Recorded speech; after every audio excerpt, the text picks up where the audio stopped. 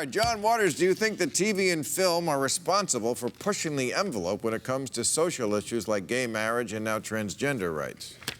I don't know. The movies today are like, I don't know, you go to the movie theater now and you have those horrible, insulting pre-shows where they say, if a director says action, does that mean the film starts or stops? And you have to sit there for an hour and be insulted. By the time the real movie, and then the trailers come on that reveal the entire plot, so you don't have to see the movie. By the time the movie comes on, you want to run out of the theater. Right. So I don't know if they have that power anymore. I think TV does more than movies. I think, unfortunately, it does. The independent world I know is over. You know, I think it's easier to get your product on TV and more people see it and you make more money, certainly, than it is to have a little independent film, even though I still do go to the movies. And we have a lot more diversity now, right, with the awards ceremonies this year? The Oscars is supposed to be a lot more diverse, the most diverse that we've ever seen in a while. And so there's been some great movies, Hidden Figures, Fences, gosh, I can't even think of all of them. Elle.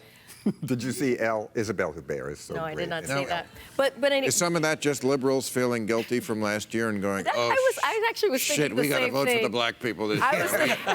But no, these movies are actually good, though. Oh, yes, absolutely. They're great movies. But award shows are never about justice.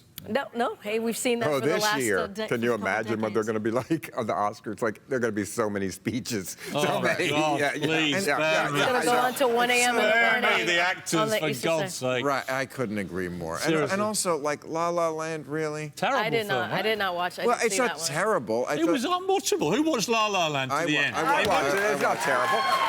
But it's so the moment they were flying through the air, I was out of there.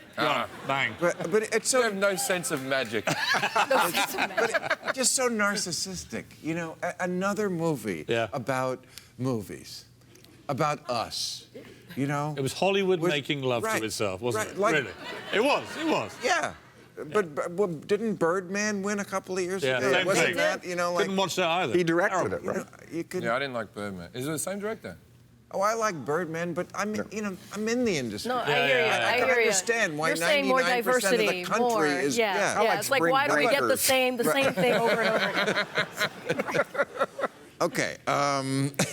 Twitter announced new guidelines this week to combat bullying on their site. Is there any way they might have to censor the president?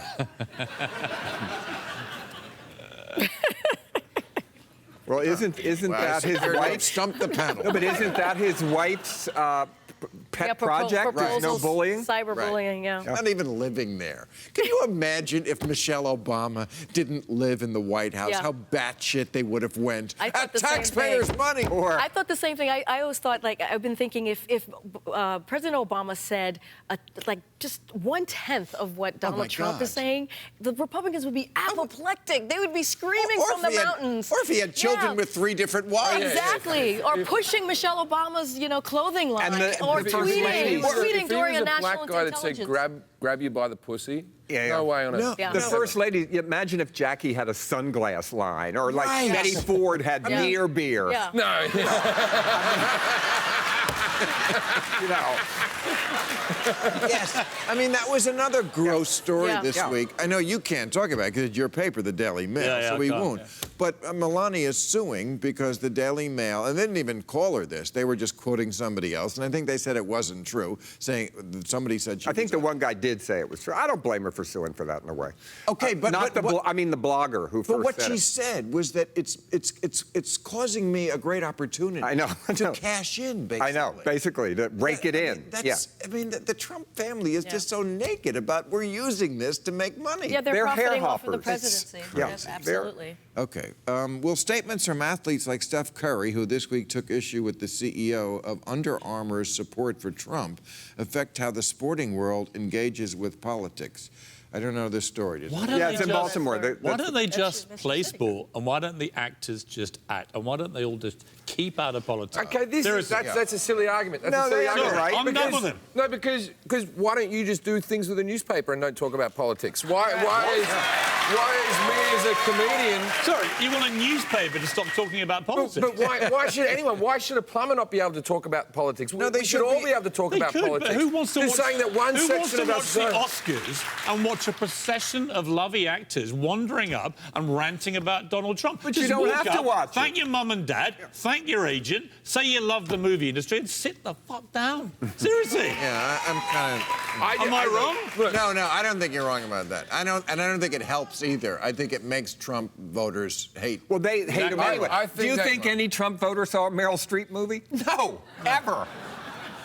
Well, maybe so. Which one? I think they saw The River Wild and rooted for Kevin Bacon. That's being so uptight about shopping at Nordstrom, you know, it's not like a lot of Trump supporters shop there. It's like them worrying if I go to Jiffy Lube. It doesn't happen a lot. Yeah.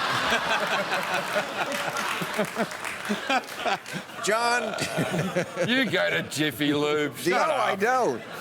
I don't even know how to pull in.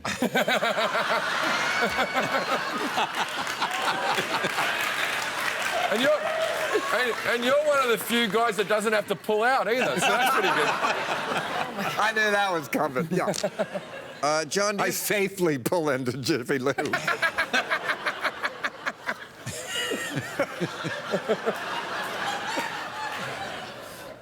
Mrs. Robinson, this is getting... John, do you think Americans are less easily shocked by crude movies and television than they used to be? I think now Hollywood makes $100 million gross-out movies that aren't funny. I think now it's over. You know, if you're trying too hard, it doesn't work. Right. And they do. Right, they do. And too much, you know what? That's why I went reverse. I reshot Pink Flamingos for children for an art show I did called Kitty Flamingos, and I took all the dirty parts out so the parents watch it and think, oh no, that kid's not going to talk about fucking a chicken, are they? And then, but they don't. So the kids are innocent, but the parents are more perverse watching it. So it worked, actually, in reverse. It's better to learn about it in film and not the schoolyard, really, isn't it? Yeah, I don't mind fucking a chicken, but... Well, the actor ate it later, so it was politically correct. It wasn't a snuff movie. Please.